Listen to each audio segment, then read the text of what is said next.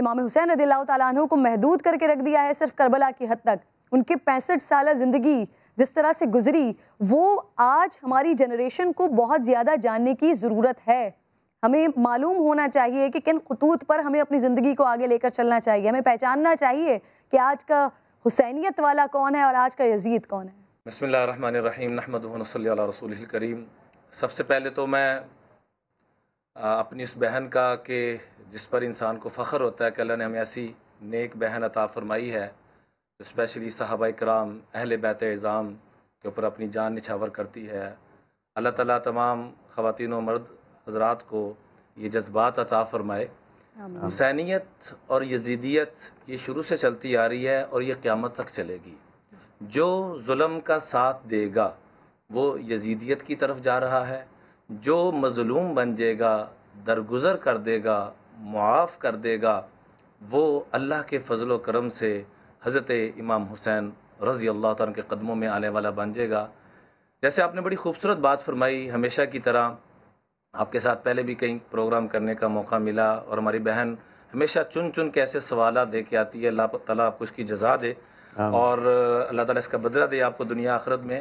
آج بھی اسی انداز میں کہ آج حسینیت کے ساتھ کون جڑا ہوا ہے, یزیدیت کے ساتھ کون جڑا ہوا ہے, اس میں حضرت امام حسین رضی اللہ تعالیٰ عنہ کی وہ باتیں جو عموماً تذکروں میں نہیں آتی, وہ ان کے اعمال اقوال افعال جو کہ عموماً ذکر نہیں کیا جاتے, آقا علیہ الصلوۃ والسلام کے کندھوں تک ہم بات کرتے ہیں. واقعتاً کوئی شک نہیں کہ کائنات میں ایسی خوبصورت سواری کسی کو نہیں ملی جو حضرت امام حسین کو ملی, اور کربلا میں لے کے چلے جاتے ہیں. بیچ میں ان کی جو زندگی ہے اس کو ہم ذکر نہیں کرتے کہ انہوں نے کیسی مبارک زندگی, کہ اللہ کی قسم صرف ہم ان کی زندگی کو دیکھ لیں, ان کے اقوال کو, ان کی نصیحتوں کو, ان کے عمل کو, تو ہم دنیا میں جنت کے مزے اڑانے والے بن جائیں.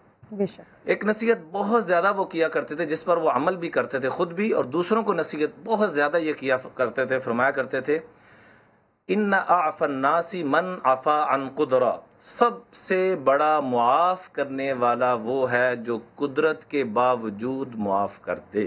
اور اس پہ عمل ان کے والد محترم نے بھی کیا, خود بھی کیا, ساری قدرت تھی, اور وہی اثرات آگے نسل میں بھی چل رہے ہیں. حضرت امام زین العابدین کے پاس سارے کربلا کے جو ظالم اور بدبخت لوگ تھے جن کی سرپرستی میں سارا کچھ ہوا, ابن زیاد وغیرہ, بعد میں حضرت امام زین العابدین کے پاس آتے ہیں, لیکن اس قول کو, اس نصیحت کو ان لوگوں نے پلے باندھا اور قدرت کے باوجود اس کو کھلا پلا بھی رہے ہیں, اور مجبور ہو کر اور بے بس ہو کر اور عجیب حالت میں وہ پوچھتا کیا ہے کہ لگتا ہے آپ نے مجھے پہچانا نہیں, تو موٹے موٹے آنسو آ گئے. فرمایا ظالم تجھے کیسے بھول سکتا ہوں جس نے میرے بابا کا سر تن سے جدا کیا ہو.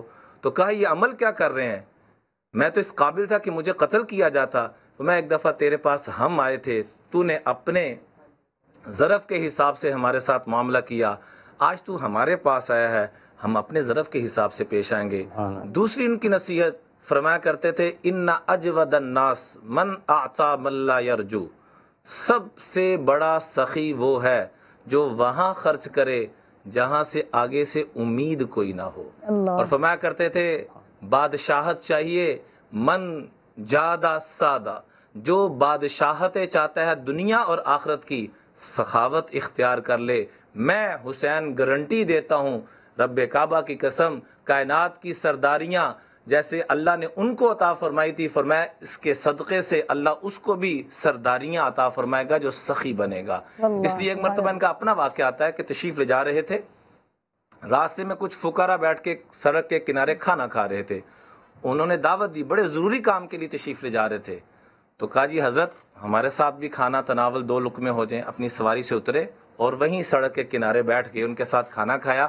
کہا میں نے تمہاری بات مانی ہے, اب تم میری بات مانو. کا حضرت حکم کریں, ہماری تو جان بھی حاضر.